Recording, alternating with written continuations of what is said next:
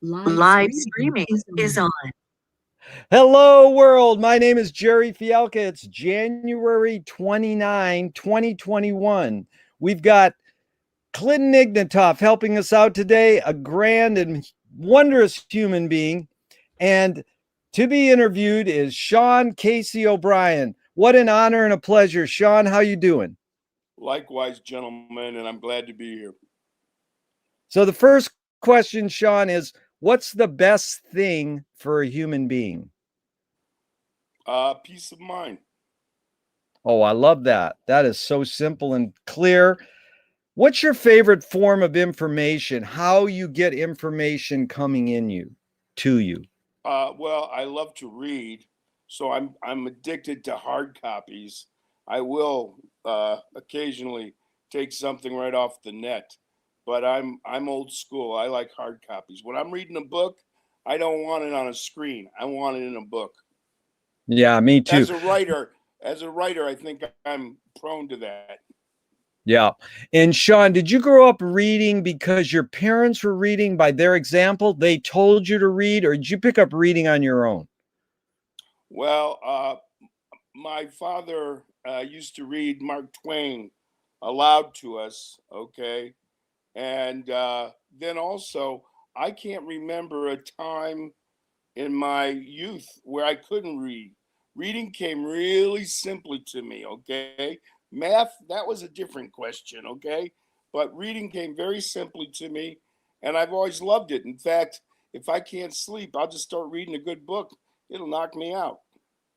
Way to go. So back to information. Why do you think humans collect or gather information? They want to survive.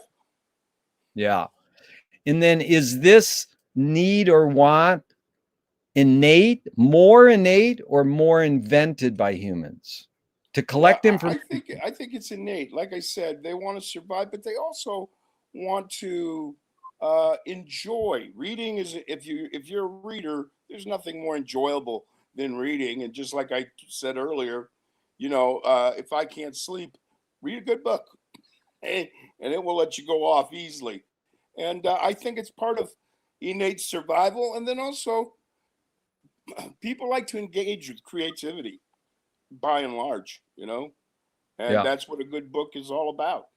You're engaging with a very profound, hopefully, writer who's going to Yeah. help you live your life better and help you survive.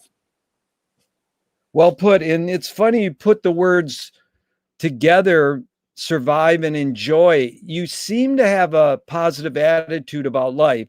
You were born with, what do you call what you were born with? And how did you develop a positive attitude? Is that again how your parents raised you or on your own? Oh no, yeah, large part with my mother there and everything. And I was born with cerebral palsy. I was 3.5 pounds at birth, and I was 2.5 months premature. And this is in 1956 when they didn't have all the prenatal stuff. And in fact, when I was about 12 or 13, I had been to summer camp for crippled children, and I almost drowned in Lake Huron. I fell out of my inner tube and almost drowned. So when I got home, I told my dear doctor, Dr. Sanford, about this, and he said to me, "Oh no, wouldn't worry about you. I knew you'd get your head up." And I said, "What?" He goes, "Oh no, man, it's ingrained in you, your will to survive." And then he was the one who told me about my birth and how touch and go it was.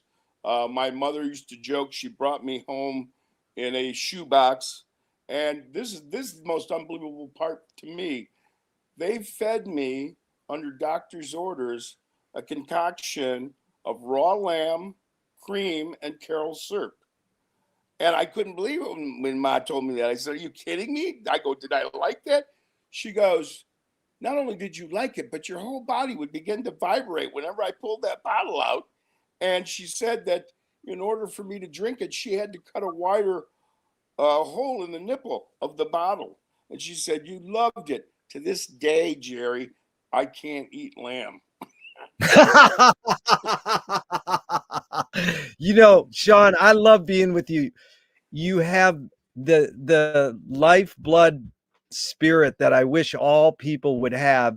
And it's a challenge when people don't have it. And we're both Michiganders, so I love the whole Lake Yeah, Huron that's and Rough true. everything.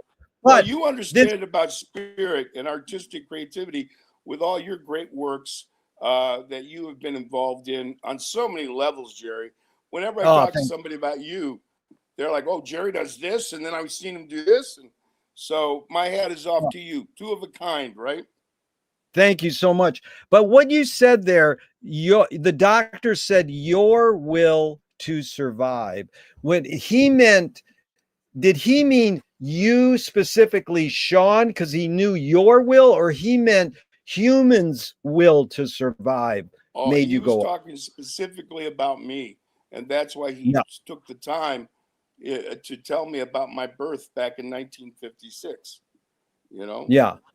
But you mean your mom and dad didn't tell you?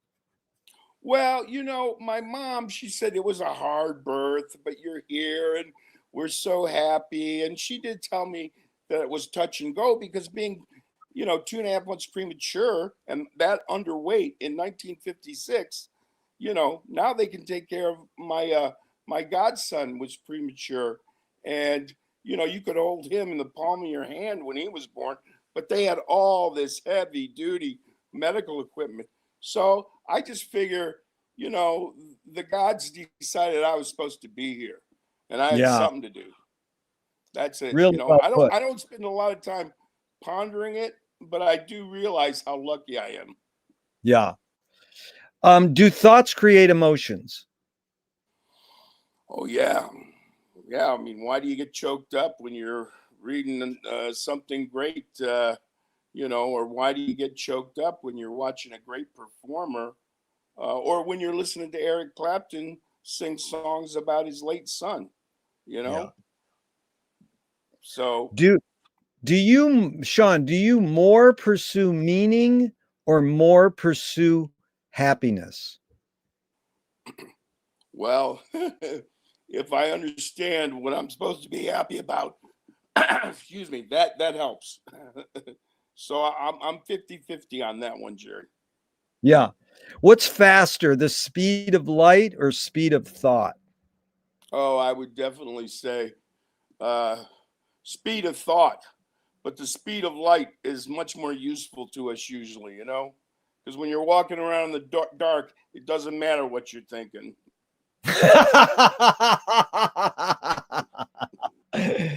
These interviews are all about me regurgitating, reworking, and reimagining the questions. So that really was good. I love Well, when you're a people flip master, it. my friend Gerry. You're Yeah, you're no, a master. I was well, really thank the you. first time we worked together. I was really impressed. Yeah. And so Audre Lorde, the poet, says, you can't dismantle the master's house using the master's tools.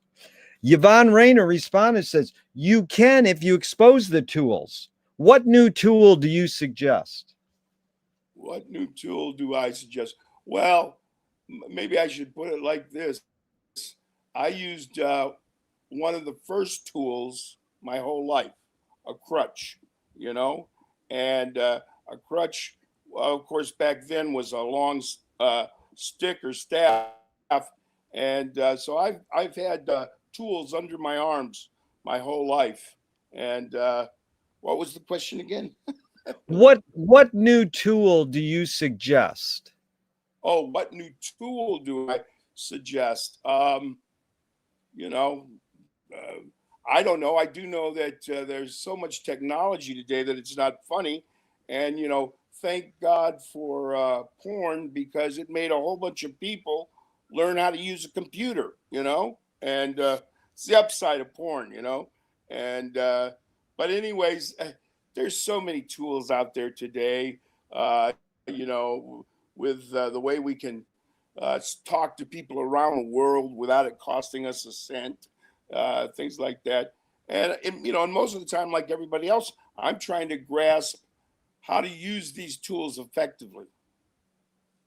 Really well put. So McLuhan learned from poet Ezra Pound that artists are the antenna of the race. They're broadcasting the hidden psychic effects of our inventions. So you sort of brought it up already with telling me your dad read Mark Twain out loud to you as a child. Mark Twain said, when you have a hammer in your hand, everything looks like a nail. A So nail, we're right? we're we're really attached to our inventions. Spoken word, printed word, electronic words, cell phones, guitars, whatever invention we're attached to, but we really don't understand the hidden psychic effects of how they're shaping our behavior. We usually just embrace them. So they were, Pound was saying you look to the artists and they uncover these hidden psychic effects so you can learn to cope with what you don't like about them. You know, and so I'm learning to cope what I don't like about cars. I mean, we grew up in the Motor City. We're supposed to love cars. Right, Cars are horrible. They've ruined the world, but in a way they right. haven't. They have services and disservices. So the bottom line is McLuhan said we can look to the artists to uncover these hidden psychic effects, but we still ignore them. Why do we ignore the hidden psychic effects even though they're revealed to us through the artist? Well, Mark Twain also said there are lies, damn lies, and then there are statistics. Okay, so I think a lot of us don't want to deal with the damn lies and all the statistics, and it's also remember technology is hitting us so fast now. And the most important, I've realized the most important intellectual trait you need to have in this day and age is discernment. And by that, I mean you have to be able to discern between what is truthful and useful and what is BS and negative. And I tried all the time. Like when you and I were growing up, TV had three channels, and that was it, three networks, and that was it. Now there's so much coming at us that and I feel sorry to a certain extent for a lot of the young people. I mean, our parents used to chase us out of the house and make us go out and play games, and now so many kids are sitting in a dark room in front of a screen, and they're not getting all that human involvement except what's coming up the screen. And I worry about that sometimes. Sometimes you got to say, turn off the machines and let's go do something creative. Let's go paint, finger paint, or let's go play, or let's put on a play even better. So I worry about the impacts of that as people get older. And I think that to a certain extent, all this screen technology has made people feel lonelier, you know, even though they're talking to somebody like you and me, they still feel lonely because there's a huge difference between you and I talking over the net and you and I sitting here together where we can, everything you're doing is registering on our minds. We can touch each other, and I think without that kind of human interaction, um, you're missing something. Really well put, Shawn. And you brought up that word discernment, which reminds me of like critical thinking skills. So, overall, I know it's both and it depends, but do you think humans are more thinking beings or more feeling beings? Well, that's a really good question. I think we're seeing a lot of the feeling human beings over what we've been through with Trump, who plays like all good uh, semi-fascists. They play on your emotion, love, hate, raw, everything, and because you can't. One thing I tell people: don't try to intellectually change these people because you can't. They don't think intellectually. They don't care about facts. They don't care about logic.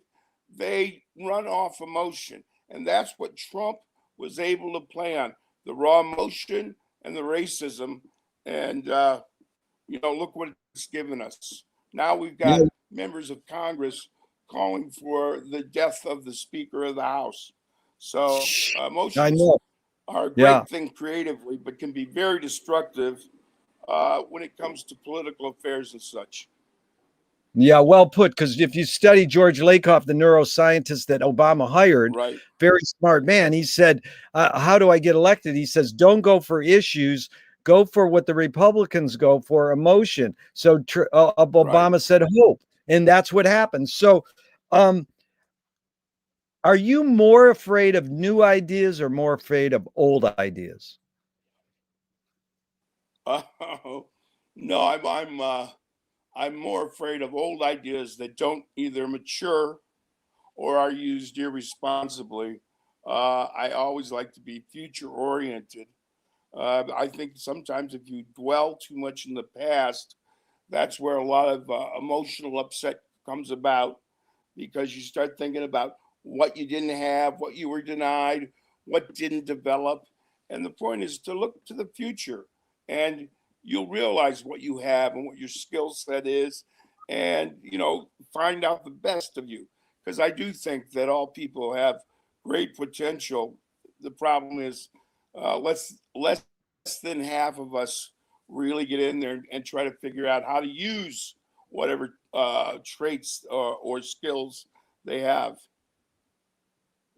Well put, and that's evokes the great Wyndham Lewis said, artists live in the present and write a detailed history of the future. And so we're living here, Well put. be here now. We're right here now, right now. And the next Right. question, and thank you, but we're talking about your past. In this question, Shawn, can you conjure up your earliest memory ever or one of them? Yeah. When I fell off the porch over on Montcalm Street and cracked my head open.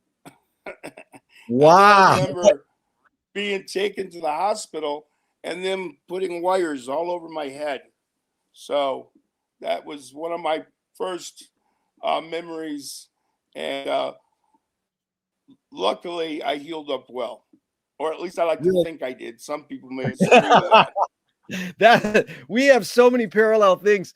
I was going to go putt golf for the first time, and my best friend came over, and I'm practicing in my front yard, and he takes my putter and he uses it like a driver, and he goes whap, and he hits me in the head, and he Right. cracks my head, and they rush me to the hospital and sew me up without any whatever you call that numbing. They just sewed up Yeah. the little cut in my head, and I was like, I don't know if that helped me for the rest of my life or wrecked me. So Right. we have similar head injury. We really Okay. do, Gerry. Okay. So I think Shawn, we're like you know what? I think we might be like Keith and Mick. You know, yeah, brothers from different parents. That kind of thing. it's true. It's an honor. So is memory more a curse or more a blessing? Oh, I consider it a blessing because I really don't think you can be a great writer in particular if you're not writing about what you know best, as Mark Twain said, and that is your life. And if you write about your life, then you really count on memory. And also, I know that so many of the people that are listening to this, and in my own family, we see what happens when you lose your memories through Alzheimer's and things like that. And it's so sad Yeah. because these people that you loved, that took care of you, that enjoyed your company, even when you were being a bit of a jerk, uh, they don't have that anymore. You know, my dear father, he was a writer and he had Alzheimer's. And the one thing I loved about him at the very end was I would say, "How you doing, Dad?" "Splendid." I said, Oh, what a great word. And so that you brought up a lot there. James Joyce fellow Irishman of yours Yes. said, "Remember to." He said, "Remember to forget." So, Right. who? Yeah, Right. who? And well, as I was saying about my father, of all the words to hang on to, his last word was splendid. And I marveled at that, and and like I said, it's always sad when you have friends or family that go through this, but I do believe we're on the cutting edge of taking care of Alzheimer's, because if we don't, there's going to be so many people with Alzheimer's. You think the virus is bad. Wait till you've got, 30 Right. or, pardon me, 300 million people with Alzheimer's, or 200 million, I guess I should say. Yeah, it's like boomers with dementia. We're gonna rule the world. Yeah, right. So, Well, and you this. know what? Go ahead, Go ahead. Jerry. I'm sorry. No, No, I was going to say, I think this is why it's so important to read and write and stay mentally active, yeah. you know, because I think that helps. If it doesn't take Alzheimer out of the picture, it slows it down. Oh yeah. And, my brother, my dear late brother, used to say, would be worried about this. And I would say to him, Brett, don't worry about this now. Don't let what may happen in the future destroy your happiness in the here and now. What will be, and we'll deal with it at that time.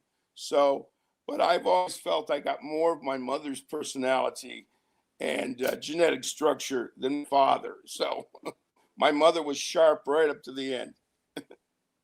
Well, you must have ESP, because my next question was, who was your earliest role model within your immediate family, and what you specifically got from them? You sort of summarized that with your dad and your mom. So let's go to the next one, Right. and you can add more to it. But the next one is, who was a role model or someone who made an impact on you outside your immediate family early in your life, and what was that impact? Oh, Mr. Tchaikovsky. I for the first 5 or 6 years of my education, I went to special ed classes, right?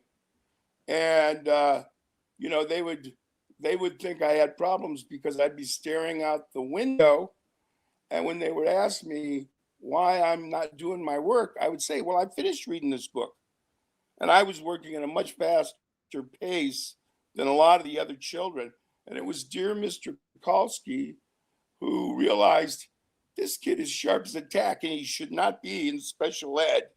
And she got me integrated into the quote unquote normal classes, right? So, and she saved me. She really did. And, she's got to be in her 90s now if she's still with us, but God bless her. She didn't buy into the standard thing that, oh, just because he's on crutches doesn't mean his mind is in any way impacted. So she got me out of there and got me started on going to school with the normal kids, and I'm forever grateful.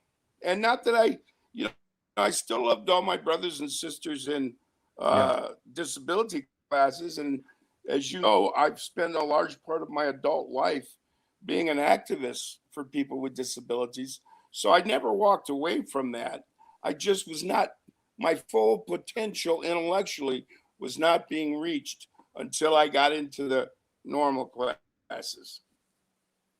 She was a smart There you woman, go. and she was presaging something they call mainstreaming now, and that's what should Right. happen. We should all be integrated together. But you really evoked the great George Carlin's line. Whatever happened to letting kids stare out the window? you know, there's nothing Yeah. wrong with staring Right. out the window because you were Right. contemplating. You were, yeah. Right. So, your Yeah. parents And I raised. was, I would tell them, Go ahead. they would say to me, well, what are you thinking about?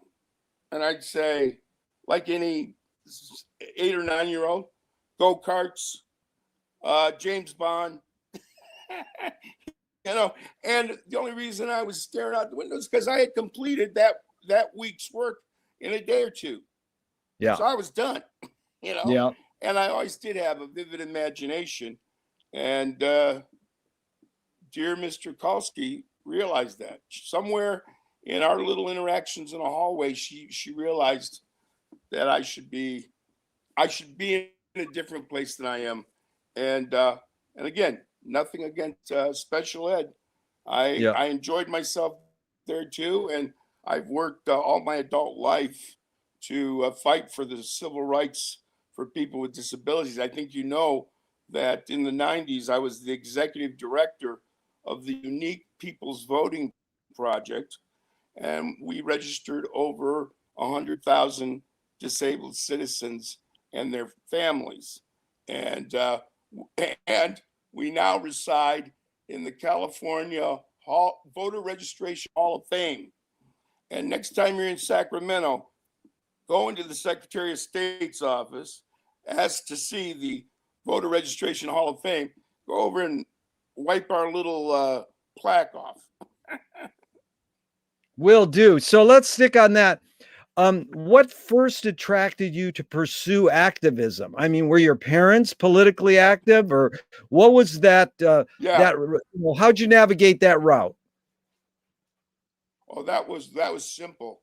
Both my father and mother were very politically active.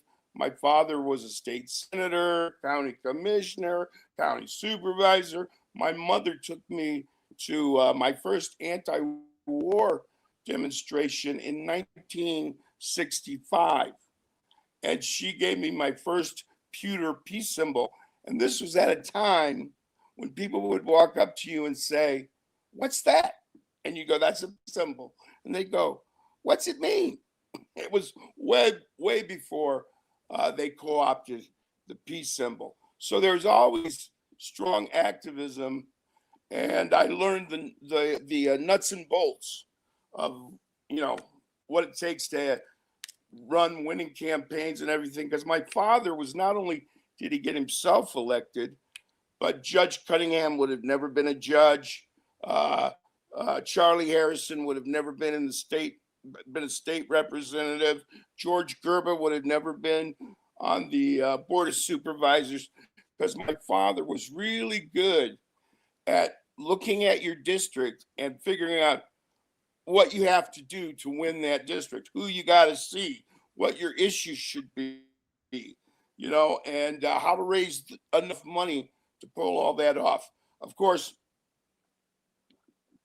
it's radically different today, because when my father won his first state senate seat, it cost him $1,200. $1,200. Today, that same seat, we're talking closer to 1.2 million. So there you go. And that got me involved in real politics. But then my mother, she helped me become quickly radicalized against the war and things like that. And I led the moratoriums, probably like you did, Gerry. I led the walkouts and the moratoriums in high school. And I was blessed to have a very great principal. And Dr. Holloway, he came to our school from a university in Vietnam that they bombed. So he was looking for a new job. And he came there, and I told him he would literally call me down, and people would always say, "Oh, you're in trouble. The principal wants to see you." No, we'd go down, we'd start talking about politics and anti-war stuff.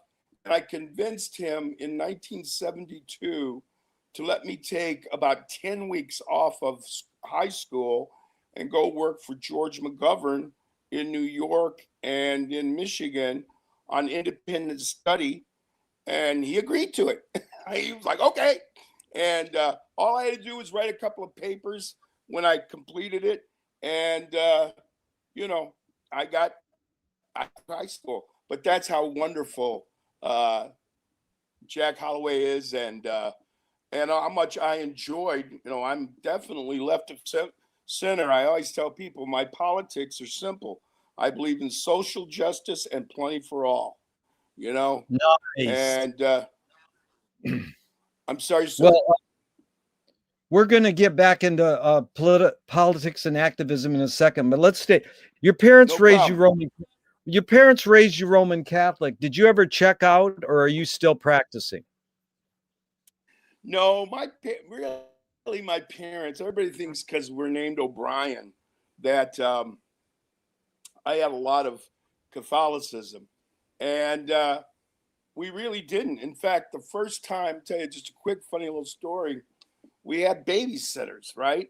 And they would tell us about church, and they would take my sisters to church, and they wouldn't take me right away. And I remember talking about early memories. I remember sitting on my knees on the front porch and pounding the porch, going, "I want to go to church." So finally, they took me, and Dr. Malone, the preacher of the church, all hellfire and brimstone, which didn't appeal to me. So I quickly became an agnostic, you know, and that was just fine with my parents.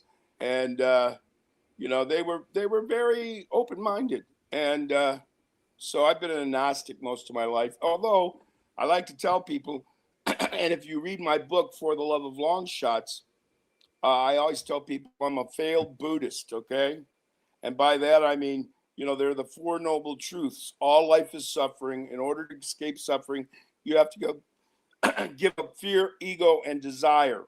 Well, the fear, because of my life, I learned to, if not conquer, at least handle. And the ego, my ego has always been well fed from all my time on stage and all the other little things I've done. But the damn desire gets me, okay? That's the one I really struggle with. And I'm a bit of a hedonist. And but I do have a deep and abiding respect for Buddhism, mainly because they don't proselytize. They don't try to drag you in. If you want to join in, you can join in. So I have a deep respect for Buddhism Beautiful. and Do you Judaism pray? on the same. Yeah. Do you pray? Oh yeah, not very long and not very hard, but I am not above saying, "Hey, Great Spirit, take care of my friend over here," or "Somebody needs this," because I do believe that if there is a God with a big heart, he will listen, or she will listen to the prayers of agnostics. Okay, and when I was doing the Cripples, my little punk band that did a lot of social satire, one of our favorite songs was "Female Christ," and I wrote this song called "Female Christ," and it's all about a woman God, not a male God. So, and if anybody wants to hear it, you can go to www.soundcloud.com/Irish SOB, IRISHSOB. And I've got dozens of songs, but I put, I think, 7 up there because I got tired of people going, "Burn me a disc." Now I just go there, burn your own damn disc. And if you can help me get a publishing deal, I'm down with that. And Well, we have that link so people can just hit a link too. So, good. Shawn, if God does exist, what do you want God to tell you after you die? What do I want God to tell me after I die? Uh, that you were an empathetic man, that you Nice. tried to understand other people's problems, that you weren't so completely self-centered, that you were able to make some people feel well with just, and often with just a few kind words, you know. And I this I had a neighbor. She was a wonderful disabled woman, and I saw her one day, and she was down, and I can't even remember what I actually said to her. And I'm sure it was upbeat, and I probably said something like this because I use this a lot. Uh, Remember the most important sentence in the English language: this too shall pass. And then remember the most important word in the English language: endure, because it can't pass if you don't endure. And then I probably threw a joke in there and stuff. And she told me many years later, believe it or not, she said, Shawn, you saved my life that day. I was really having dark thoughts. And I'm trying to, like, just now, I'm trying to remember what the hell did I say, you know? And no, but I was happy that whatever little encouragement I gave her got her out of her dark thoughts. But, that's happened. Hey, man, I once saved a dear friend's life when I was 2,400 miles away. And I had a buddy, Marty, one of my beloved buddies. He's gone now. And I won't go into all the specifics. It's going to be in my next book. But he got shot and was jumping out a window to avoid getting shot. And he hit the ground and got to his car, started driving, lost blood, hit a lamppost. That brought all the attention he needed, to bring the ambulance and everything. And he was, when they took him to the hospital, he says, Shawn, I'm laying on a gurney in the hallway, and I know I'm in bad shape. I know I'm bleeding. And he said, I'm looking down the hall, and there's this doorway there. And he said, I see this guy, this doctor, walk past the door. And he says, I'm thinking to myself, I know that guy. Who is that guy? And then he said, I remembered you. I couldn't remember his name, but I knew you introduced me. So he says, I just laid back and he says, I yelled as loud as I could, Shawn Casey O'Brien. And the doctor turns around and comes to me, because you know Shawn Casey O'Brien? He goes, yeah. And then he looks at him and he goes, what's your name? And he goes, Mickey. And he goes, Mickey Shalega. And I had introduced these guys, years ago. And he said, from that minute on, Shawn, it was like stat. They got me out of the hallway. They got me into the operating room because Dr. Shalega was calling the shots. So I always like to say, I was lucky enough to save a dear friend's life while being 2,400 miles away. It was How a many great people story. can say that? That is a great story. That's what life's all about, is telling stories. You're carrying on the true Irish tradition. So, Shawn, Yeah. do evil people exist, or does evil use people as a vehicle? I think it's a little bit of both, don't you? I mean, we both know that there are evil people. All we got to do, the most prevalent example of that is the villains of World War II. But then I also do think that sometimes people get caught up in things. And I always like to tell people, when they're talking about evil people or bad people, remember, nobody thinks of themselves as a bad guy. Even the bad guys, they all rationalize that they're doing this for a much higher reason or whatever, okay? And so if you can somehow break through to their humanity, or how they see themselves, their goodness, start talking. If you're in trouble with a bad person, start talking to them about the good things they've done in their lives and try to get that humanity to turn around, So, yeah, and I learned that in acting class too. That was Nobody sees themselves as a bad guy, even when they're a yeah. bad guy. So, Oh, that was well put. They should do the presidential debates where you don't say what the other person did wrong. All you can do is praise the other person. That's what the debate should I'd be. love to see that. So this question, I'm going to Right. set up a few Well, modern. Yeah, I'm going to set this one up with a few modern thinkers' thoughts. The question is, how do you advise someone to deal with an enemy? And it starts off like this. Alan Watts says, if you acknowledge your enemy, you empower them. Coppola, a Michigander, stole from the mob and the samurais, keep your friends close and your enemies closer. JFK right. said, forgive your enemy, but don't forget their name. Fellini says, I need an enemy. And Chinese proverb goes, he who cannot agree with their enemy will be controlled by them. So it's a lot of thoughts. The basic question is, how do you advise someone to deal with an enemy? But first, how would you react specifically to the first one, Alan Watts? If you acknowledge your enemy, you empower them. Uh, I kind of feel, and I like Alan Watts. I used to listen to him all the time on WABX in Detroit, late in the middle of the night. And, but I think too, if you don't acknowledge your enemy,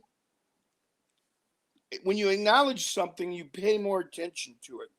And I think it's always important to pay attention to your enemies so they don't stab you in the back. So that's how I would look at that. So, how do you advise someone to deal with an enemy? Oh, well, and again, it's like in my book, For the Love of Long Shots. There's a chapter in there. When I was a kid, there was a couple of bullies, Big Mike and his cohort, and they would not just harass me and beat me up, but one time they threw me in a garbage can and kicked the can. They were at the top of the hill, down the hill, right? And of course, that made me vomit. I was vomiting in a swirl. And then in my sickened condition, I had to crawl because my crutches were at the top of the hill. I had to crawl up the hill and get my crutches. So that taught me, it's better to stand up, go down swinging if you have to. Because one thing I found about most bullies, they see themselves as victims and they got deep problems, okay? And when you stand up to them, they quickly back down. And I found that to be very true on so many levels in life. So I'm not afraid anymore. If I see somebody bullying somebody, I get right in the middle. In fact, I'll tell you a little Venice story. When I first moved to Venice, and I don't know do you remember Susan's Kitchen on Dudley and the Boardwalk? Yep. So I'm walking, I'm on the beach and I'm walking this little dog I'm watching for my neighbor. And I hear these screams and they sound like somebody's being raped. And so I walk up to the boardwalk and there's this really big guy and he's beating up on this other guy on crutches. So I'm like, oh God, why does God call me to these things, right? And I don't want to mess with this big guy. He's huge, right?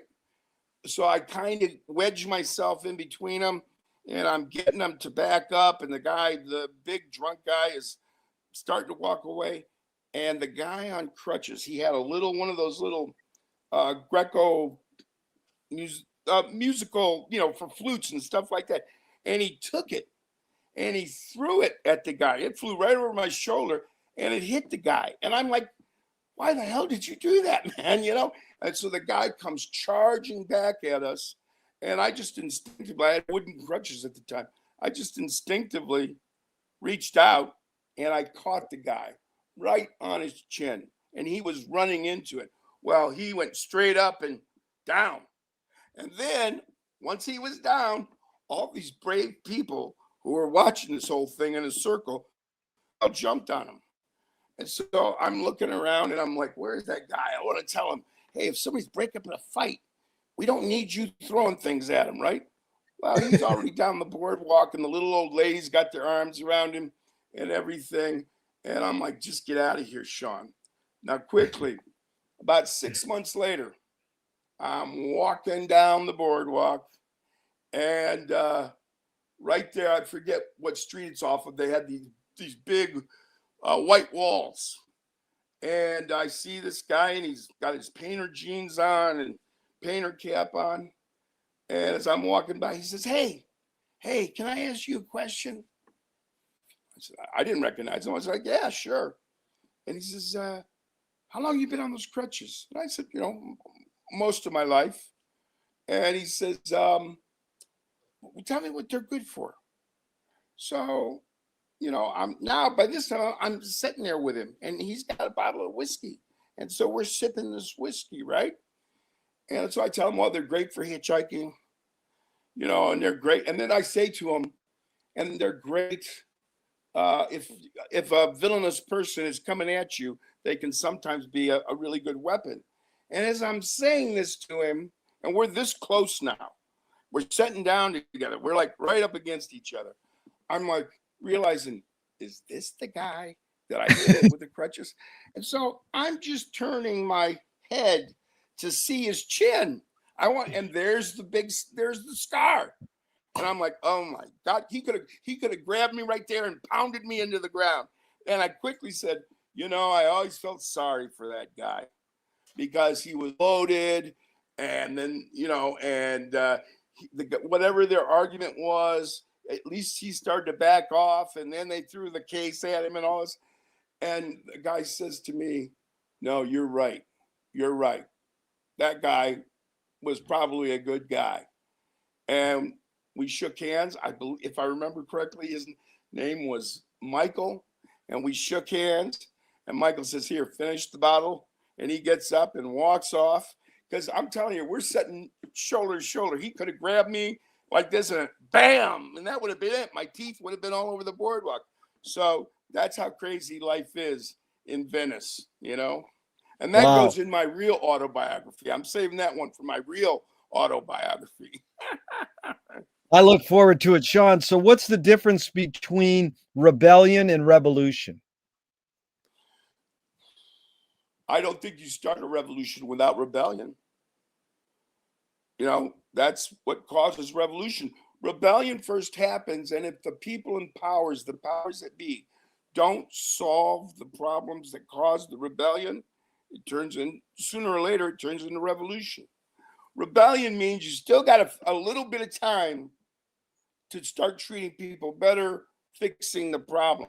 And if you don't, get ready for the revolution, and it's going to be a lot more deadly, I think. Utah Phillips, great political folk singer, said anarchy is making rules for yourself and not others. Who's entitled to make the rules? Well, again, like I said, I believe in social justice. And if rules are being made, pardon me, if rules are being made that support social justice, that's fine. We do need to protect the vulnerable, the old, the poor from all the crazy in life. But if you're just making rules to have power, that's pretty useless, And I hate to say it, we just had a great example of it with Trump.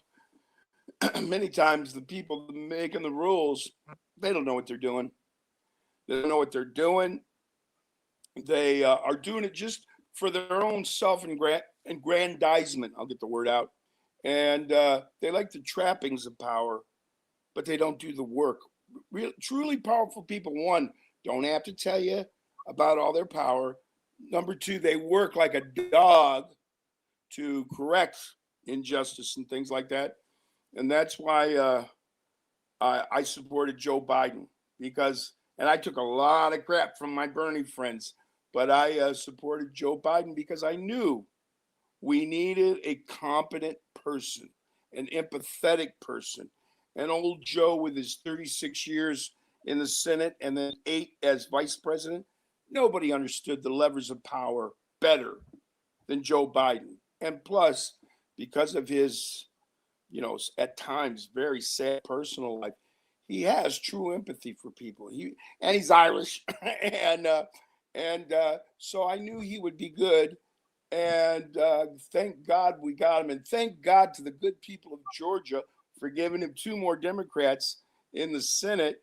And I think you've seen in just a little over a week, Biden has done more to start alleviating the problems than Trump did in 4 years.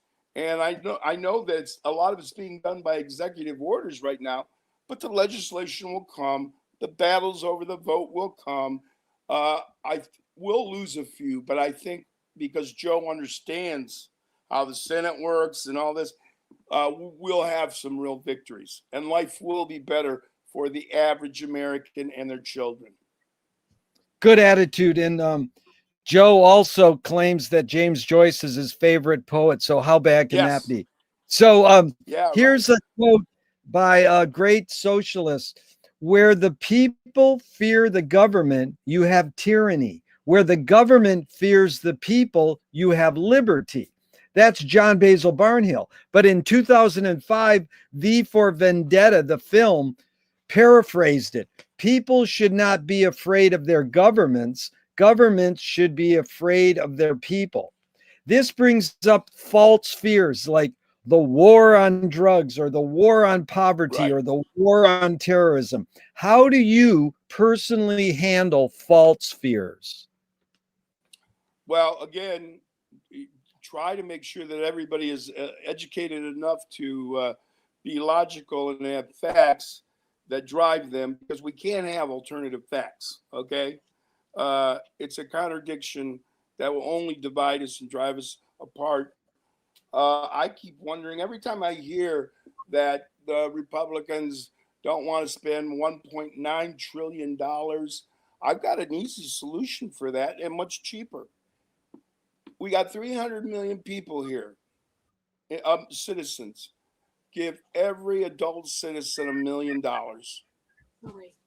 for $200 million as opposed to trillions, and then tell them go buy a new car, go put a down payment on the new house, buy your kids what they need, feed your families. So every time I hear them talk about, oh, $1 trillion, it would just be cheaper to say give every adult $1 million, and don't allow the producers to drive up the prices. Okay. And the other thing, now to get into more realistic stuff, see, I believe that you have to pay workers a good wage, because in a market economy, if you don't have people who can buy all the goods and services, the whole thing falls apart.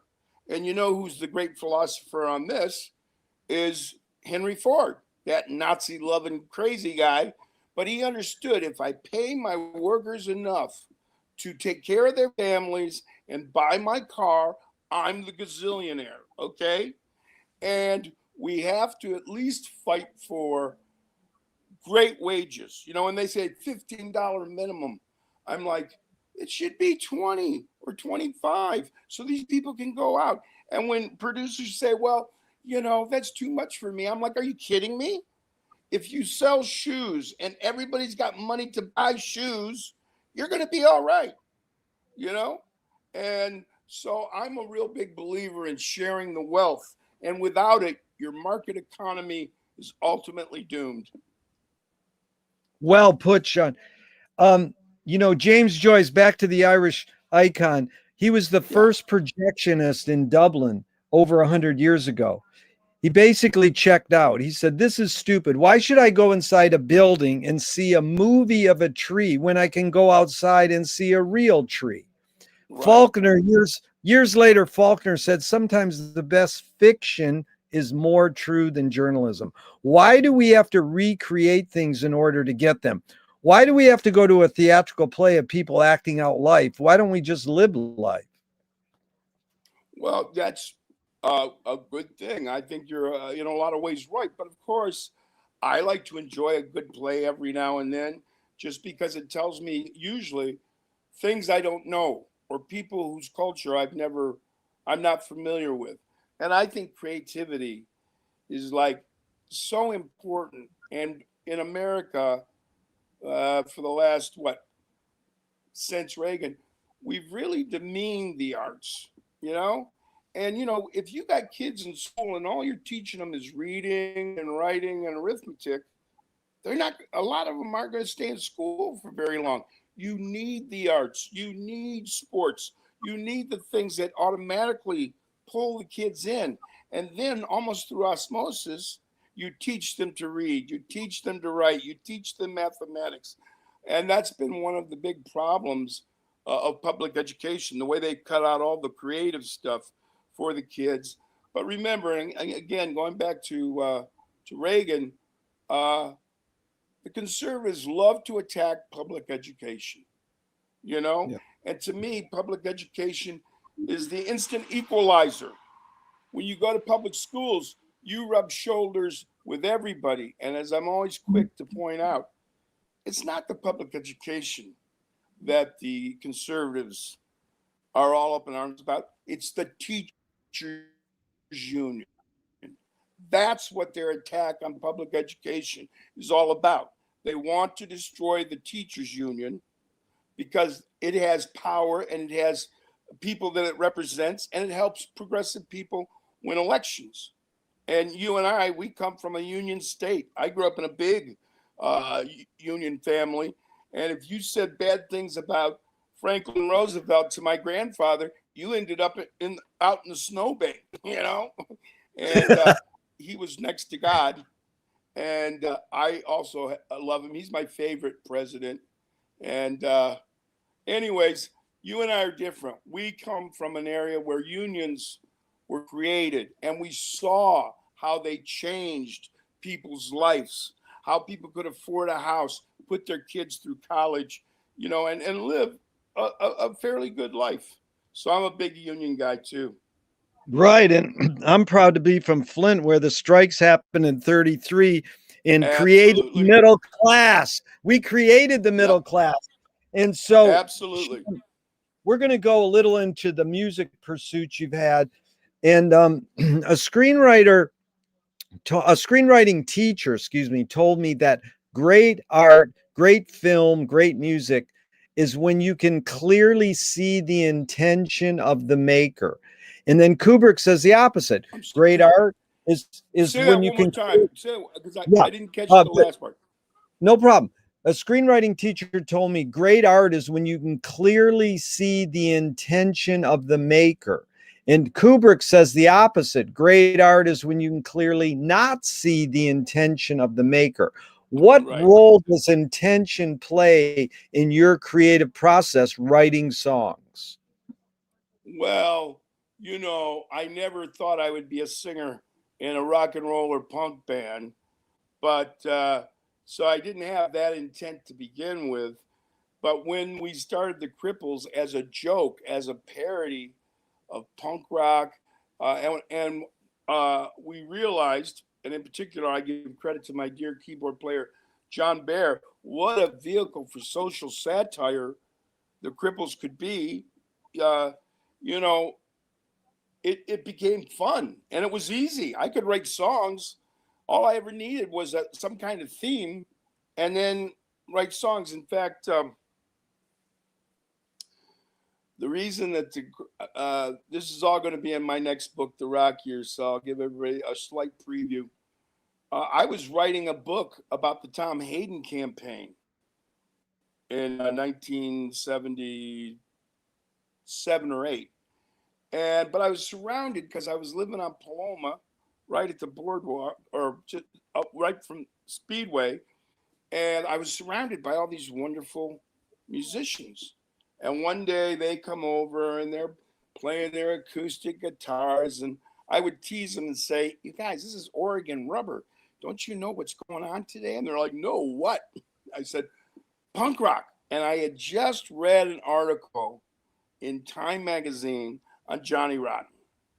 And I have my differences with Dear Johnny, but one of the things I loved about the Sex Pistols was they put the teenage anger and angst back into rock and roll because, rock and roll had gotten really soft. Crosby, Stills, Nash and Young. And when your mother says, "Oh, I like them too," you realize this ain't right. Rock and roll is supposed to upset you. so, so I said to them, "Punk rock." And they were all, I got the magazine out and they're all looking at it and everything. I go, "I got a great idea for a punk band, the Cripples." They all laughed. They thought that was funny. And I said, "I got a great opening line. I can't come because I'm blind, deaf, and dumb." Well, of course, they all fell over with that, right? And I thought that was it. Okay, great. So about 2 weeks later, Robert Lusan, my friend, my dear friend, uh, he came up, running up the steps, and he says, "Shawn, you got to write that song about the Cripples." I said, "What do you mean?" He says, "I just booked 3 hours at a little studio in the Valley, and I want to do your Cripples song." So that night I sat down and I wrote out the rest of the song. I can't come because I'm blind, deaf, and dumb. I'm an enthusiastic spastic with legs made of plastic, yada, yada, yada. And I wrote out the song. And I think we rehearsed it twice in my front room. And then we went off to do it. And then I just belted it out. And it was really primal, And I got down on my knees and I belted it out in one take. And they got their basic track done. And I thought, well, this is good. Now I'll be, when the musicians are talking about their accomplishment, I'll always be able to pull out this tape, right? And I thought that's it. I went back to writing my book. About 2 weeks later, Robert runs back up the stairs and he goes, Shawn, we got to go to the studio tomorrow. And I was like, why? He said, some of the guys there want to meet you. And I was like, you're kidding me. You're pulling my leg. He goes, no, no, no. They want to meet you. So we went back to the studio and there's this guy, John Bear, a brilliant musician. One thing I've always been lucky with is I've always had brilliant musicians. And he was the one who said to me, Shawn, do you know what you got here? And I'm like thinking, a song? He goes, no, man, you got a concept. You got a concept. He says, if you sit down and write songs about all the different kind of cripples, political, spiritual, economic, and physical. He said, we'll give you 3 months for free in our little 4-track. And little 4-tracks back then, you probably realize this, Gerry, this thing filled up the garage, okay? This isn't like it is today where you got a little box on your table and you can do anything and it sounds great.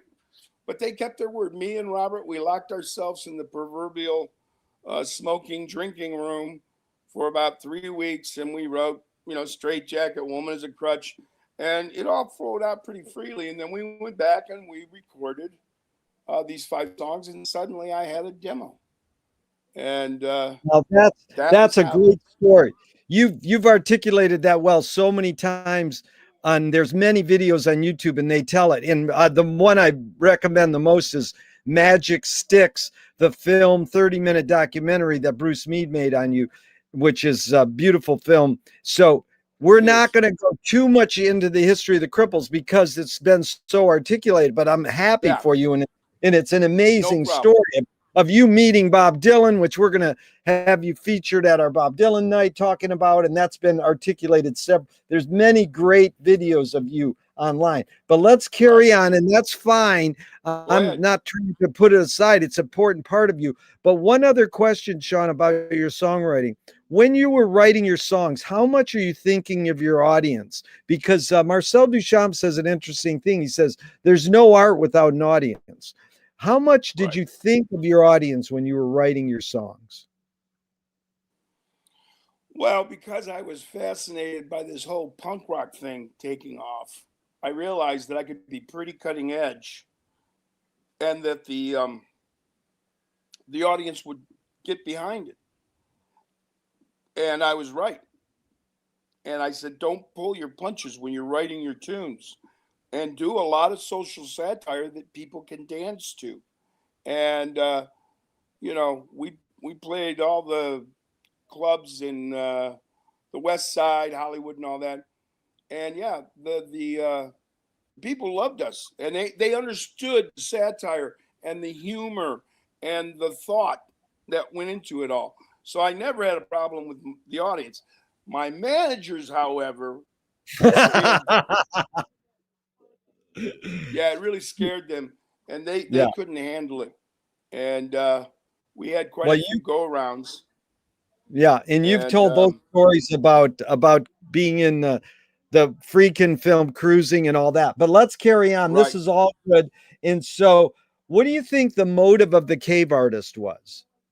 Not what Werner Herzog says in his movies or anthropologists, but what's your gut feeling? My gut feeling? It just shows you. Even cavemen are creative. Even cavemen like to paint what they see around them, the animals on the wall. And also, they wanted to leave at that early date. They wanted to leave something of themselves behind. That's why there were handprints on the cave walls. some Yeah. small piece of them. And I think that's so deep in the human psyche, you know, and whether it's people driven by fame or just wanting to be recognized, you know, that even cavemen wanted to leave something behind for future generations. Yeah. Shawn, what's more important, conviction or compromise? I know it's both and it depends, but overall, your philosophy. I'm a I fall on the side of conviction, and I don't mind putting a little compromise in there if the people you're dealing with are really trying to compromise or just stop you from doing whatever your convictions tell you to, and they don't like that. So that's uh, that's how I look at that. You know, I'm a pretty easygoing guy, but I do have core beliefs. You know, like social justice and treating everyone well. But and you don't compromise on those kind of things. You know, we shouldn't in the richest country in America. We shouldn't have a quarter of our children going to bed hungry at night. That's just Yeah. wrong. With Wrong. all of our wealth and all of our knowledge, we can't feed our children. That's a dark mark on us when it comes to history. Yep. And Shawn, you've accomplished a lot in your life. You're my hero. How do you rate these three elements in your accomplishments? Luck, skill, and ambition. What played the biggest role, second and third? Well, I always believe that luck is when opportunity meets preparation. You know, because your luck is only good if you know what to do with it. And I do realize, just that's why we write books. That's the preparation, or that's why we write songs. It's the preparation. So you need a lot of that, and then skill. Let's face it. You know this. You're a creative person. If you don't have the proper skill set to be a creative person in whatever field of art you go into, it can pretty much be off for naught. But there are very few people that I have ever met or learned about that with a little bit of thought, you could see that they had some creative ability. I think it's innate to the human psyche, okay? And, and you should never, particularly with children, and I believe in spontaneous combustion. If they say, today I want to finger paint, you finger paint. If the next day they go, I want to go run on the beach, you go run on the beach. Because trying to teach children things they're not interested in is damn near impossible. Okay. And of course, you try to provoke interest in the kids, you expose them to a lot of things, but you always watch where they go, what trail they want to pursue, and whatever it is, help them. Let them see that they're not crazy because they like to paint pictures, or they're not crazy because they like to sing songs. Okay, it's it's pretty simple actually. Well put. You know, Shawn, is perception reality? it is to you, it is to me. You know, what we perceive is our reality. Now we may find out later that we perceived it wrong or we had it backwards, which we're allowed to do. You know, if you don't make mistakes and screw up, you really don't learn anything. Okay, so perception can be reality, but don't be surprised that when the real reality shows up, it shows you your perceptions were off, and Lewis be open Carroll to said, that. yeah. And Lewis Carroll said, I believe as many as six impossible things before breakfast. Have you believed in any impossible things lately? Uh, yeah, getting a publishing deal in Hollywood. You know, I got all these songs. I've been proclaimed by the likes of Bob Dylan and Bonnie Raitt for my songwriting abilities, but I can't seem to find a damn publishing deal because I'm at the age now where I don't Yeah. ever have to walk on a stage again. My ego is filled. I would like to have songs out there that other artists could do. And as long as Yeah. they spell my name right and send me a check, they can do anything they want with them. So, you know, I like that. You are a great inspiration to me because if you don't get a publishing deal, you're still going to be the great Shawn Casey O'Brien you are, and we're going to still well, adore. You know, th- thank you, Jerry. You're very kind, and I know you understand this because you're such a creative person in your oh own right. And yeah, I won't feel terrible about it, but I yeah, also, you know, Jack Nietzsche said to me once, the great late Jack Nietzsche said, Shawn, you know what the best kind of money is? I said, no, Jack, what's the best kind of money? Mailbox money. Because all you got to do is walk out to the mailbox to get it. And I was like, yeah, I need a publishing deal. mailbox money. That is great. Okay, so um, why is it so difficult for humans to consider the possibility that life may be pointless? I'm not saying life is pointless, but it may be pointless. And why is it so difficult for humans to consider that? Guys, humans want to believe in their own importance. We all do, you know, and some of us to a lesser degree and such. But, you know, nobody wants to say, wow, I was here and I didn't really do anything. And you don't have to create great art all the time. Or being kind to your children, properly raising them, being an integral part of your community so that you help everybody. I always tell people, we were talking about voting and the Voting Rights Act, pardon me, the Voting Rights project I was involved with, the Unique People's Voting Project. And I always tell people when they say, I don't know how to vote, I say, well, there's two things I say. One, I say, vote in your enlightened self interest. And by that, I mean in a way that not only helps you, but helps the greater community. And if you take that kind of mindset, you're not going to make a mistake on who you vote for, okay? And then also, I say to them, if you're not up on the issues, 2 weeks before the election, I want you to go and get your local newspaper. I want you to open it up to the editorial page, and I want you to start reading letters to the editors. Because I guarantee you, all those issues on a ballot, somebody's going to have set down and very seriously taken the time to write a letter. Okay? So they're not just silly people. And you will find if you do this for 2 or 3 weeks, that pretty soon you're so up on the local political issues that when you go to, you know, a party, a cocktail party, whatever, people are amazed at how enlightened you are. And all it is you took the time to read letters to the editors. They're short, they're to the point, and they're written by people that really care about that issue. So there's your political tip for the day, Jerry.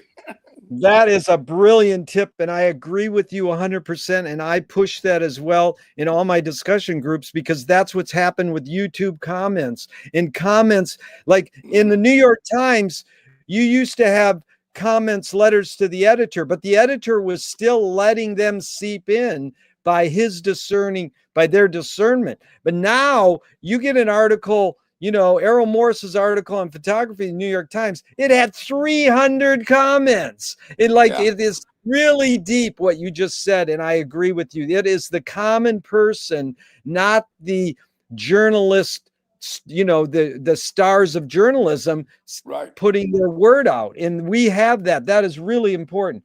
Now, Shawn, tell me one major element of your writing that stayed the same in the decades you've written, and one major element that's changed. Well, the major element that I try to not let change is sitting down every morning and writing for 3 or 4 hours. And that, because I don't care how great you are or the great novel you think in your head, if you're not willing to sit down, stare at the blank page, and just start filling it, it's all for naught. Okay. So that is the thing that should never change. Discipline. And when I speak of discipline, I tell people, and I learned this in studio work when I was making music. And, you know, 3 hours into it, the drugs are taking effect, the people are getting tired, but they think they can do it. Just give us an extra hour. and we can knock this out. I learned real quickly, never go beyond 3 hours in a studio because it's diminished returns. That last hour or two where the coke is making you think you're a genius, listen to it tomorrow. You wasted your time. And I do the same thing with writing. I write 2 to 3 hours when I've been bad lately, but that's because I've been so wrapped up in politics. But I'm going out this weekend to buy a new desk chair, and I'm going to start the rock years. And once I start it, uh, discipline really kicks in.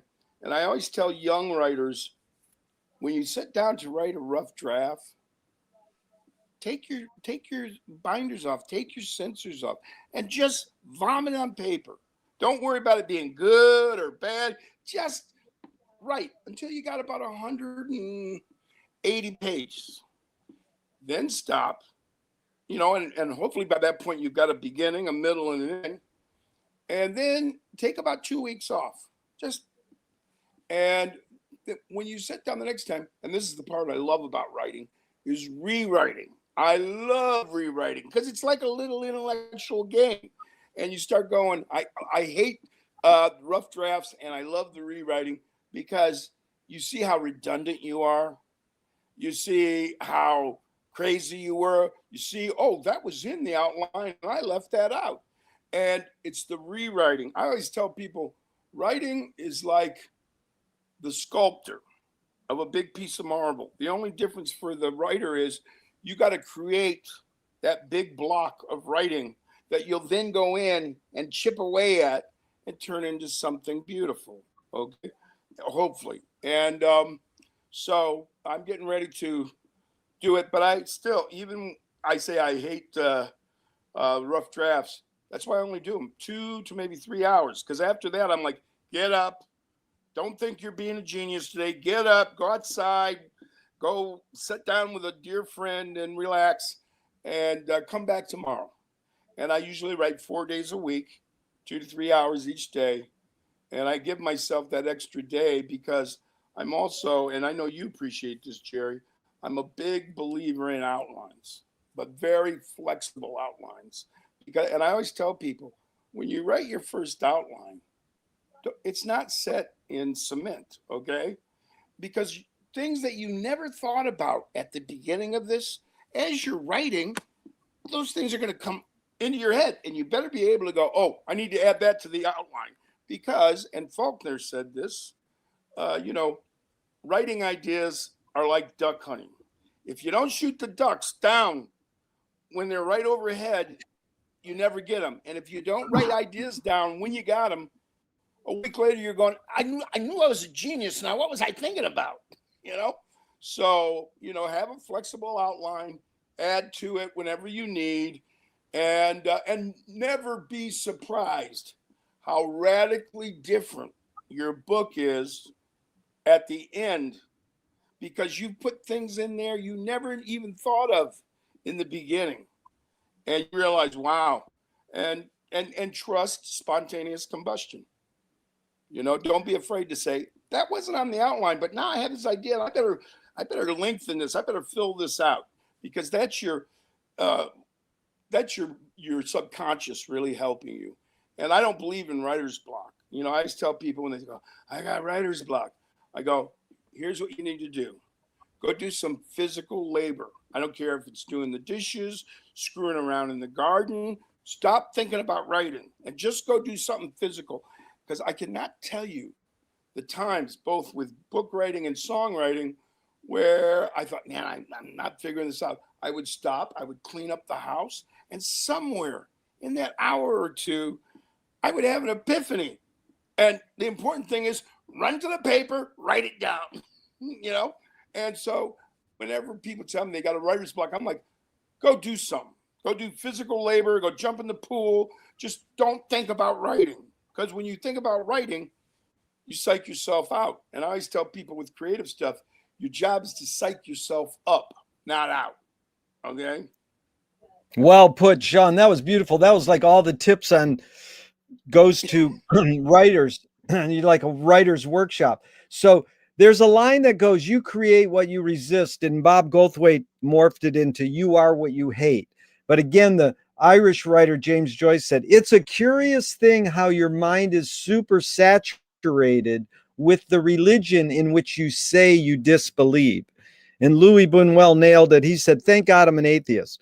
So, how do you respond? How do you respond to this line? One creates what one resists.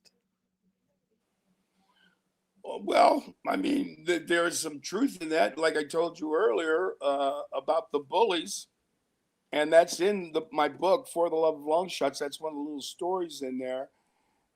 Because remember, you always need, what's the right word here? You always need conflict. If you're a good writer, there's always a conflict.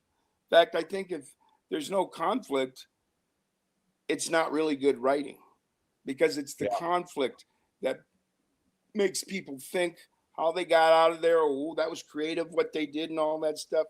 So I'm a big believer in you need to have conflict. And between that and spontaneous combustion, if you do those things, you'll probably write a good song or a good book. Reasonably so. And Shawn, finish this line. Anger can be a productive emotion when. When social injustice outrages you, you Nice. know. And Yeah, Shawn, you it's said, just like the Black Lives Matter movement, you know, yeah, and you see all these black men and women getting shot for doing nothing. They're running away most of the time, okay, or trying to get out of the situation, and that is so outrageous to me, and it sickens me, okay. And I really do believe that there's a thing called white privilege. Well, it's just like, remember the kid in North Carolina who shot all those lovely people in the church, yeah, and then the cops came and got him. You know where they took him before he went to jail? yeah, They took him to get a hamburger or something. Okay? They literally went and fed him, made sure he was fed. And I'm thinking, if those tables were turned, if that was a black kid, first they'd beat him up before yeah, they get him in the car, and he would not get fed for probably 24 hours. So, yeah, I hate to say it, I love my country, but we have some real sickness when it comes to racism and sexism. And Donald Trump proved that. We yeah, thought after we elected Obama, this is post-racial. We're gonna, and then right after that, we get Trump, who played on all that and yeah, is the worst president ever. I like to read about presidents. He's the very bottom of the list. yeah. So, if you were walking down the street today, Shawn, and you met yourself as a 12-year-old, what would you say to your 12-year-old self? Get ready for a hell of a ride, and be good. Be good to people, basically, because people always remember who treated them well. And you're going to meet a lot of people, what they say, on your way up. You're going to meet a lot of people. And if you're and I'm not saying go out of your way, just be humane. Be a Yeah, humane human being, which is the yeah, best human being there is. One yeah, who's humane. And yeah, and every now and then, when the situation calls for it, be courageous. Stand yeah, up for somebody that's really being treated unfairly. Break up the fight between the drunks. Stop, don't allow some guy to beat on his girlfriend, okay? And I'm not saying, you know, everything is your responsibility, but I've often found I didn't have to get physically involved. I just had to go, hey, wait a minute, stop, you know, let's yeah, everybody cool out. And it always surprises me. I think everybody hears their father's voice, you know, and many times just a strong word, an emphatic word, be emphatic when you're in those situations. And the other people who are good of heart, they join you and you de escalate. And that's what we don't do enough in America. We don't try to de escalate. you know? And when you live like that, you're always walking on a tightrope. Really well put. Two I've heard is be kind and do no harm. So, Shawn, you said early on, what's the best thing for a human being? Peace of mind. How do you find peace of mind? You personally. Oh, well, I used to I've been dealing, I've had cerebral palsy, but for the last 3 years, and I'm just getting over it, I've been dealing with spinal stenosis. And I don't wish spinal stenosis on my worst enemies because nerve pain is 1,000 times more painful than muscular pain. Okay, but I used to before I was dealing with spinal stenosis. I'd go to the gym 3 times a week and work out, and usually 45 minutes. Okay, just enough to get the endorphins flowing because it's the best drug in the world, man. When people tell me they're depressed, I'm like, go run a mile, go jump in the pool, do 40 or 50 laps. I guarantee you, when you catch your breath afterwards, you're going to feel much, much better. And, you know, it's one thing I do miss, and I'm hoping, because I'm in therapy right now to build up my strength and vigor, which I lost a lot of, because I can't wait for the day I can go for a nice jog on the beach like I used to, 3 or 4 times a week, or go over to Sixth and Santa Monica to the YMCA and hang out with all my gym rats, you know, Yeah. and because that's the other thing about gyms I love. It's not just the workout; it's the social thing you get with. And suddenly as you're working out, you're also arguing politics or how outrageous the local government is or things like that. So there's also a social aspect to working out in gyms that I truly miss. Yeah. I agree with you 100%.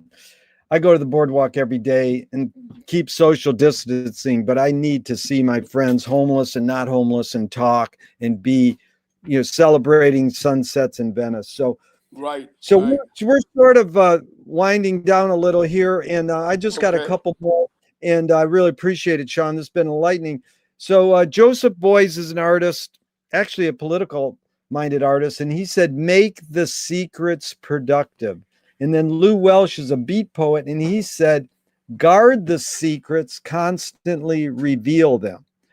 But it was Thornton Wilder in 1928 who sort of nailed it. He said, "Art is confession, art is Right. the secret told." But art is not only the desire to tell one's secret, it's the desire to tell it and hide it at the same time. Now, it's a wise statement, and you've laid your cards out on the table very well for 90 minutes. What's it really all about for you? Uh, well, one, like you, I like a good story. Okay. And I've always tried to live my life so that I could tell a story. And I think that's helped, you know, keeping me from doing bad things. Not that I haven't done a few, but it's developed a consciousness. And, it's, ask me the question again. Well, no, yeah, you said it well. It was like, what's it really all about for you? You said it good. I like to tell a good Okay. story. Now let's just Right. follow that up with one backup. Is do you think storytelling is more innate in humans or more invented? Oh, that's again, I think that's a tough one because I do think it's innate in a lot of creative people, but not everybody. Some people they can't write a book, but they sure as hell can bake you a cherry pie, and they're masterful at it. I constantly remind myself that art is just not writing a book or singing a song. It's the wonderful food. I forget the name of the chef who said patriotism is when you remember what you ate as a child. And by that Wow. he meant when you remember what you ate by a child, you remember your grandmother preparing things for you and all the good things that your family did to make sure you were eating well. And those are the people you would die for. That's what the patriotism is. It's not always fighting for highfalutin ideas. Sometimes you go, we got to fight this thing off because I don't want these people messing with my grandmother, you know? And so I always Really, thought that was pretty profound. that was a great point because it goes deeper. It's like if you take Andy Warhol stole from McLuhan a great line. Art is anything you can get away with.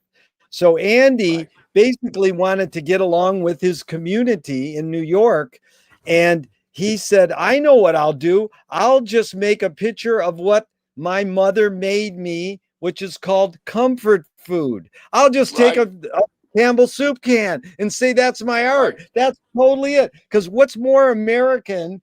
Patriotism is what you ate as a child. What's more Yeah. American than pop art and Campbell Yep. soup? That's No, you America. got it. No. Well, and I always remember E. Cummings' famous remark about art, and that is students plagiarize, geniuses steal outright. And Yes. if you're reading a good writer and that inspires better than average thoughts in you, write it down. You're Yes. honoring that. You're honoring that other artist, and Yeah. I'm not afraid to steal if it's really good, and I'll Yeah. acknowledge somewhere along the line that I took this from there and all that. But Yeah. also, sometimes you don't have to steal. You hear Yeah. something, and it makes you think new ideas. So you're not stealing the original idea. It just helped you get really grand thoughts on your own. So Yeah. there you go. No, that's a great line. We use it all the time. Um, and it's fun. What E. Cummins said is resonates with T.S. Eliot said the same thing. So, which way should toilet paper come off the roll, Shawn? Over or under? Uh, I'm trying to remember. Yeah, over. Uh, Speaking of toilet paper, I have been working with a small grassroots group to get in-home testing for seniors and people with disabilities, and we got the board of supervisors to mandate that. Now we're in the second half where we're now saying, well, now we need people to go in and administer in their homes because these are old people and they don't drive anymore. So we need them to go home and think. So I hear the other day that one of the regional centers that I've worked with in my voting stuff um, was holding a I forget what you call it a um, a Zoom meeting, okay, Yeah. and it involved hundreds of people. So I said, well, I want to indulge in this, and my problem was that some people who were running the show years ago, I was involved in another thing, and we had real differences. So they blocked me yesterday. Wow. Yeah. Yeah. And that's what you got to watch out for too. And I'm a seasoned grassroots organizer, so I just go, they're petty, they're small, no big deal. But it's real important that even when you get that kind of resistance, that kind of disrespect, that you don't let it swallow you up. And I don't have any vengeance. I'm not thinking how can I get these people back. I realized what they were doing, but I said okay, next time, because for one thing, I know what I do. Okay, I know that grassroots group I've been dealing with has done some wonderful things for very vulnerable people. So if these people, and true organizers never worry about getting credit. Okay, and there are other people because they just want results. Okay, the results will speak for themselves. Other people, and I knew this with a couple of these people, it's just self-aggrandizement. And when I heard from some of the participants in the meeting, they said, Shawn, it was ridiculous. All they talked about was their problems. Nobody talked about, here's what you need to do. We need to organize ourselves. We need to let the politicians know if they don't take care of this, we're voting their asses out of things. And you say, who needs to be registered to vote here? and have enough voter registration forms. When those hands go out, you go, that does more than all the 3-hour meetings you sat through listening to everybody's, legitimate sad ass story, but there's always got to be action, because just listening to people's story, well, you can do that. You'll be doing that again in 3 months if you don't tell them or help them discover for themselves how to best organize their community. So yeah. Thank Hello. Susie's Hello. saying hello too. Hi. She's loved listening to this. Hello. So we just got a couple more, and Okay, hi, dear. Hi. The next one is, tell me something good you never had and you never want. So it's good, you never had it, but you never want it.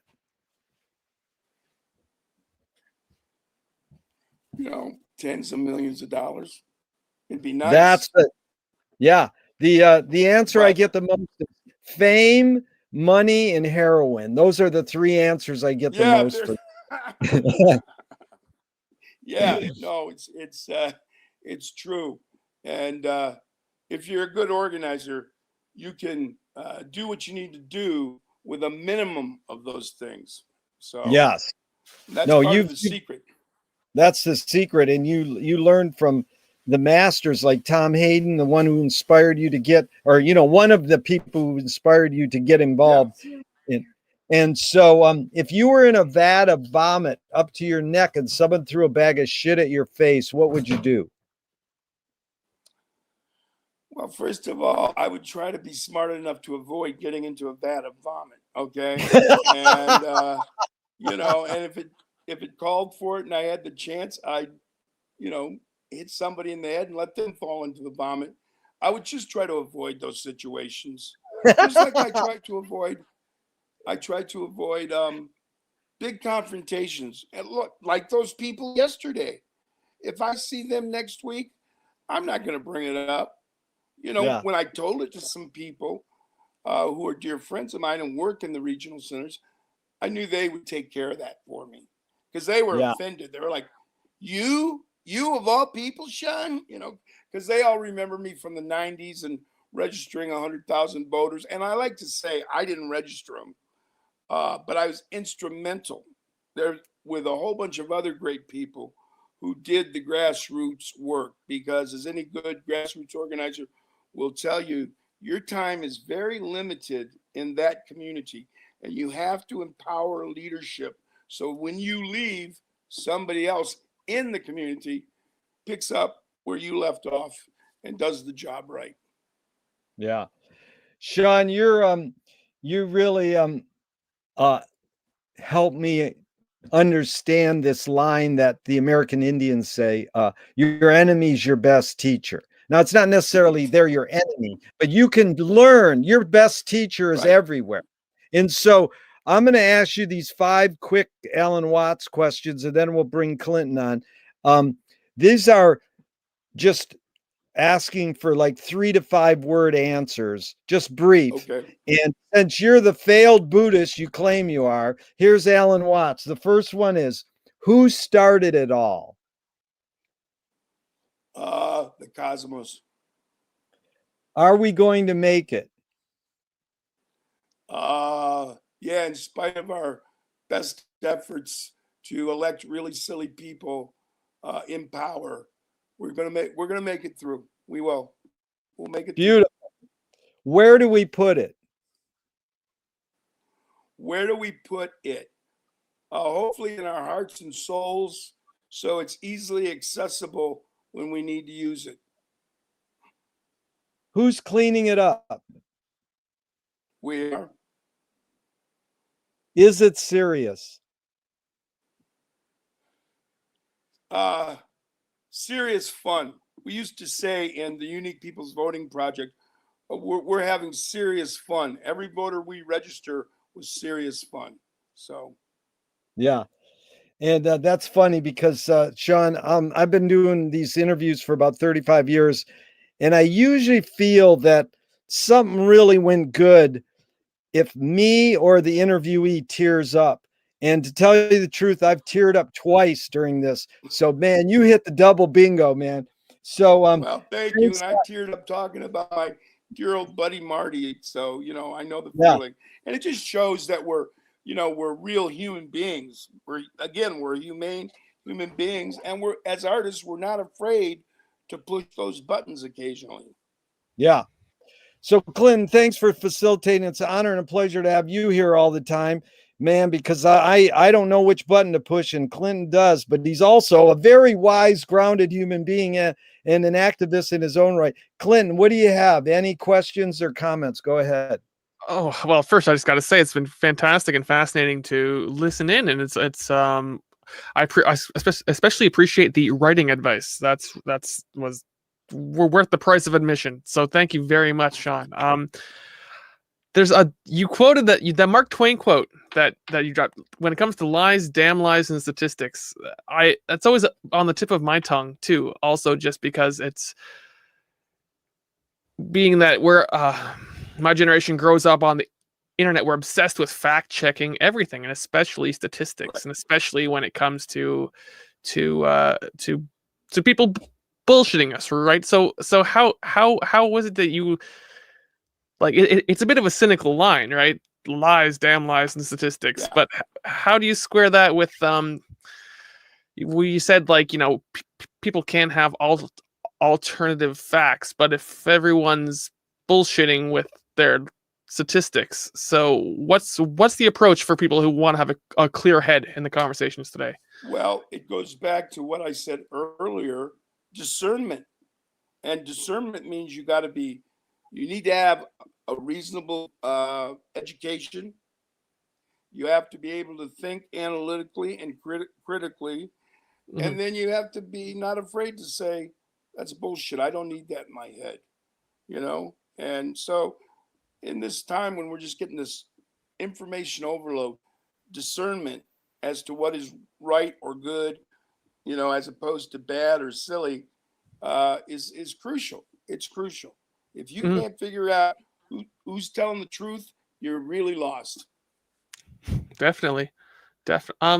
One more question, just because I find it intriguing that you're an activist, but what you admired about Buddhism is that they don't proselytize. Is there a contradiction there? No, not at all. Because when you're working in social justice, you have to very often speak out against what is unjust. Okay. And with religion, I don't think, how do I want to put it? I don't think that the joining a cult or anything like that is very useful, because when you join cults or you get too much into false prophets, you lose discernment. So thinking for yourself is critical, and particularly in this day and age, which we're so overloaded, it's not silly. So learn how to use your time well, Mm-hmm. And don't get me wrong, I like Sex in the City too. Okay, I like to have a giggle. I don't always do everything seriously, and I often tell people my book, For the Love of Long Shots, available at Amazon, is it's a story. It's not a manifesto. Manifestos bore my ass off. It's a story. I wrote it as a story that just happens to deal with democracy. Mm-hmm. And I take the reader through all these crazy cripples back 2,600 years to the root democracy that the ancient Greeks first invented. And I tell them what the original meaning of democracy was and what the ancient Greeks intended it to do, and how the Athenians twisted everything and handed us off this rather phony form of democracy. Back in their day, you had to have property, be a male. Today, you have to be registered in America. And I've never liked it. I was in Japan, working with disabled people in Japan. And one of the things I found out that amazed me, where the first place your birth certificate goes in Japan? To the local hall of records. So you're registered to vote on the day you're born. All you got to do is show up when you're 20 years old. And I'm like, there you go. One Mhm. less block, get it out of here and stuff. So, you know, Sure. we could learn a thing from the Japan. One of them, they look, you know this. The Japanese never let you have a half glass. They're constantly filling it with alcohol, and so we're sitting there drinking wine, talking to all these wonderful people, and the one gentleman says to me, "We invent nothing. We perfect everything." And I was like, man, did you sum that up beautifully? And that's how the Japanese look at things. They invent nothing, they perfect everything. Hmm. Wow, what a statement. So that evoked excellent questions, Clinton, because that evoked Frank Zappa taught me the main thing was embrace contradiction. Don't fight it. That it is Right. conflict with the human condition, embrace. And he said, we know he was very opinionated, but he said, don't believe me. Go out and find out for yourself. Right. Inspiring this discernment skills. And lastly, he said, taught me, I'm very serious about being not serious. So here's Right. the Well, final. he also said, more than a mouthful goes to waste. Wow. And I believe he was talking about women's breasts. Anything over a mouthful And is wasted. yeah, and I really miss Frank because before he died, he was seriously thinking about running for the presidency of the United States. And can you imagine what that campaign would have been like? And the wonderful, creative, intelligent people that it would have drawn to his campaign to build the campaign. And it's really sad that Frank never got to run. Yeah, but he taught us a lot. So here's the two closing questions, and I hope to God this never ends. Our dialogue will go on forever, Shawn. What's the healthiest cultural shift you see developing today? That it appears that young people, and I'm 65 now, so I can say that, and I hope it stays with them. They seem to be less hung up on race. They don't have hangups about immigrants and all these things. And the biggest problem they have is that their parents and grandparents, many of them, can't deal with the fact that the younger generation is giving them toffee brown grandchildren. Okay. And it freaks them out.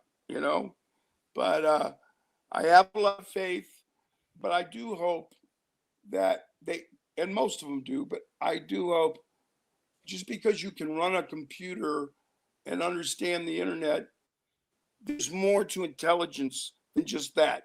I want you to be technologically sufficient. That's wonderful.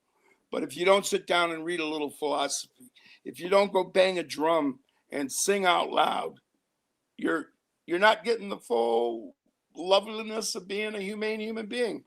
So like we were talking earlier, I worry about them getting trapped in front of that screen, Yeah.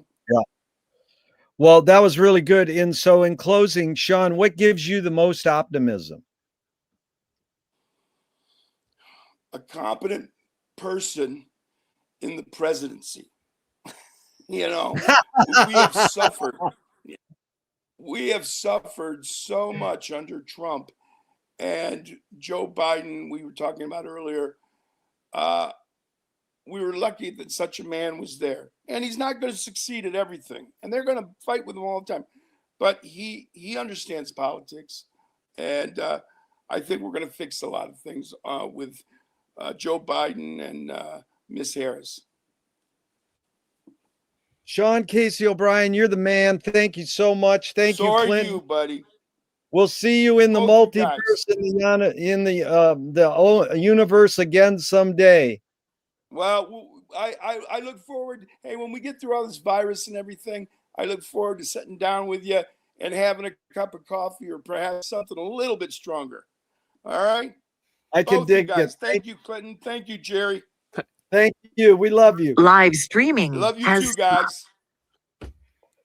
Take Awesome. care, All right. gentlemen. Take care. Thank you. See you, Shawn. We'll talk soon, Gerry. Okay, thank you. Glenn, that was amazing. 2 closing questions. You really nailed it. That contradiction thing is such a great, because he's good at sort of like push and pull. But we got to throw it back in their face sometimes, because no softball questions from Clinton. That's the good thing. I'm glad he took it the right way. I felt a little. I'm glad he took it in the spirit it was intended. So yeah, good. Oh no, he can take it. That's the beautiful thing is that what a life to be. Just watch the Magic Sticks if you get a chance. It's 30 minutes on YouTube, and it tells his whole punk rock story, which is sort of cool. Sure, cool. And so Sunday we're at 6 with Cameron, and I will do the intro, and then I'll just maybe just lay it over to you, or maybe I'll ask one question to you too, and then you sort of just morph into playing the host role. Sure, yeah. If Cameron and I get a thing going, then we'll just go. But of course, please, like, I'll hop in when anytime, of course. But yeah, that's great. The one last thing about Cameron. So what is his picture just going to say his email address, or what I was going to suggest is his picture should just be his website, maybe. I don't know. You figure it out, but if it just says CE, it's like people staring at this when they could be staring at his website. I don't know. I'm gonna mess around to see what my options are there, because we'll see what I'm able to do, or maybe we'll come up with something else. Yeah. Right. Okay. Cool. Clinton, I'll see you Sunday at 6, and I thank you so much. Really good time. Thanks, Gerry. See you later. Bye.